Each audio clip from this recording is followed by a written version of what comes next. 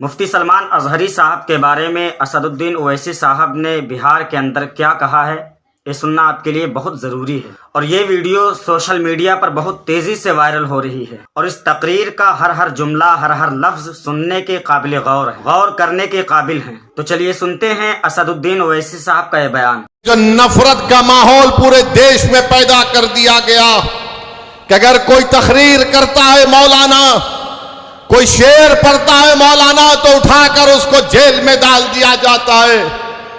मैं पूछना चाहता हूं गुजरात की सरकार से कि तुमने एक मौलाना को पकड़कर मुंबई से पकड़कर गुजरात लेकर गए, मगर वही गुजरात में कई ऐसे वीडियो हैं जहां पर ये जालिम लोग वीडियो में आकर कहते हैं कि असदुद्दीन ओवैसी को गोली मार देंगे, इसकी जबान को काट लेंगे, इसकी सर को काट देंगे, मगर उनको कोई हाथ नहीं लगाया जाता। मगर कोई एक शेर पढ़ देता है तो उस अशार के गलत माने निकालकर मुंबई से मौलाना को लेकर चले जाते हैं। 3-3 मुकदमे उन पर बुक कर दिए जाते हैं। मगर हम बीजेपी के लोगों से कहना चाह रहे हैं, तुम क्या कर सकते? तुम सिर्फ जानी तो ले सकते हो ना, तुम जानी तो ले सकते हो और क्या कर सकते हो? अगर मेरे मुकद्दर में जो लिखा अल्लाह ने लिख दिया वो तो पूरा होकर रहेगा, मगर जब तक हम जिंदा रहेंगे हम बातिल को बातिल कहेंगे, हम बातिल से समझौता नहीं करेंगे, हम बातिल को खुश करने के लिए अपनी पॉलिसी को लचकदार नहीं बनाएंगे। हमारा काम यह है मेरे अजीज दोस्तों और बुजुर्गों कि हम हक को कामयाब करें और हक की कामयाबी का राज आपका इत्तेहाद है। याद रखिए, कब तक आप सेकुलरिज्म के नाम पर ठगे जाएंगे, कब तक आप सेकुलरिज्म के नाम पर इनको वोट देंगे और वो बीजेपी को बिहार में सत्ता देंगे। मैंने 2015 में भी कहा था तुमसे, मगर तुमने मेरी बात का यकीन नहीं किया। मैंने 2019-20 में भी कहा था, मगर आपने मेरी बात को नहीं समझा। कम से कम अब तो समझ जाओ। याद रखो, तुम अपने मुकद्दर के फैसले कर सकते हो। तुम में इतनी ताकत है कि मुस्तकबिल में तुम्हारे हक में जो फैसले लिए जाएंगे तुम खुद उसको कर सकोगे। अगर आज आप मुत्तहिद होकर अपने वोट का इस्तेमाल नहीं करेंगे तो नुकसान आपका होगा, नुकसान सीमांचल की गरीब जनता का होगा। ये आवाज को उठना चाहिए मेरे अजीज दोस्तों और बुजुर्गों। आप देखते हैं कि भारत की पार्लियामेंट में हर मसले के ऊपर मजलिस इत्तेहादुल मुस्लिमीन के अरकान पार्लिमान अपनी आवाज को उठाते हैं। किशनगंज में अलीगढ़ मुस्लिम यूनिवर्सिटी का मसला मजलिस के एमपी उठाते हैं। मसाजिद का मसला 500-600 साल की मेहरौली की मस्जिद को शहीद कर दिया गया। क्या आपके किशनगंज के कांग्रेस के एमपी ने मुंह खोला? नहीं बोल सके।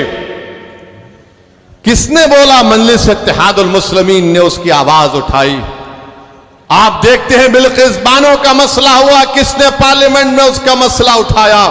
मजलिस ने उसको आवाज उठाई इंसाफ के लिए। तो मेरे अजीज दोस्तों और बुजुर्गों, मेरी आपसे सिर्फ यही अपील है कि आने वाले लोकसभा के चुनाव में आप मुत्तहदा तौर पर एक अच्छा फैसला लीजिए। हम भी नहीं चाहते कि बिहार में बीजेपी और नीतीश कुमार के एमपी कामयाब हो जाएं। हम तो शुरू से कोशिश कर रहे हैं रोकने की, मगर जो लोग आपका वोट लेकर मोदी के गोद में बैठकर चाय पीती है, कभी आप इनसे भी तो पूछो कि तुमने हमारा वोट लेकर तुमने कैसे बीजेपी को सत्ता दे दी बिहार में। मेरे अजीज दोस्तों और बुजुर्गों, आप देख रहे हैं कि कैसे किस तरीके से कभी हमारी मसाजिद को निशाना बनाया जाता है, कभी शरीयत ने मदाखलत की बात की जाती है। उत्तराखंड में यूनिफॉर्म सिविल कोड का एक नाम से एक बिल ला लिया गया, वो यूनिफॉर्म तो है ही नहीं।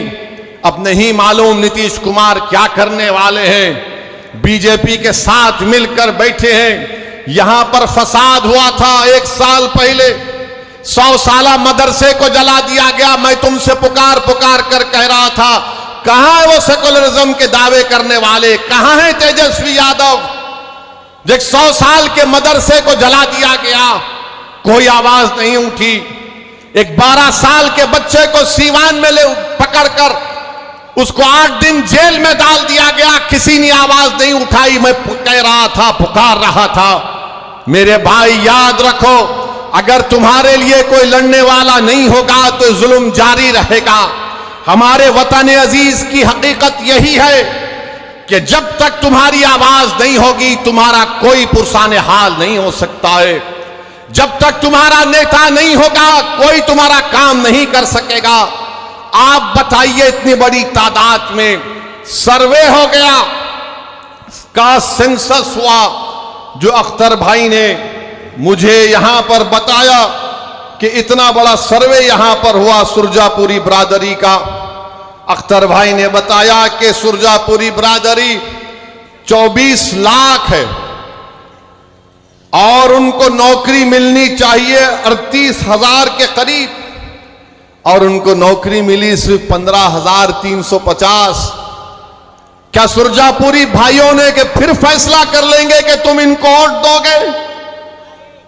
सोचो आपको मैं बुरा लगता हूं ना, इनकी मेरी बात बुरी लगती है, तो ये तो गवर्नमेंट कह रही है, ये मैंने अपने घर से बनाकर नहीं लाया हूं, ये बिहार सरकार का डेटा आदादोशुमार है। हमारे शेरशाहवादी भाई जिनकी आबादी 13 लाख है, उनको नौकरी मिलनी चाहिए 20,421 और नौकरी उनको मिली सिर्फ 5,734। मैं हमारे गयूर शेरशाहवादी भाइयों से पूछना चाह रहा हूं, तुम किसको अपना जिम्मेदार खड़ा करते हो? मेरे भाई, कुलैया भाइयों की आबादी 12 लाख है, उनको नौकरी मिलनी चाहिए 12,904 और नौकरी मिली 6,750। अब कौन क्या करोगे तुम? ये जो दल्लाल फिरते हैं, हमारी कौम के दल्लाल, अरे दल्लालों, अभी तो अपना मुंह काला करके घर में बैठ जाओ। बरसों से धोखा दिया गया है, बरसों से धोखा दिया गया। ये मैं नहीं कह रहा हूं, बिहार सरकार कह रही है। सुरजापुरी बिरादरी को नौकरी नहीं मिलेगी तो सेकुलरिज्म की कामयाबी है। शेरशाहवादी को नौकरी नहीं मिलेगी तो क्या मोदी को रोका जा रहा है? कुलैया बिरादरी को हिस्सा नहीं मिल रहा है मगर तेजस्वी मुख्यमंत्री बनेगा? अरे शर्म करो, अपने बाप का नाम मिटिया मिलीत मत करो।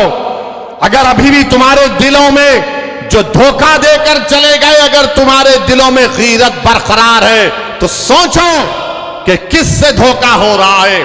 और तुम्हारा मगर राज किसी और का हो रहा है। कितना वोट लिया सुरजापुरी भाइयों का, कुलैया भाइयों का, शेरशाहवादी भाइयों का, और क्या मिलता है?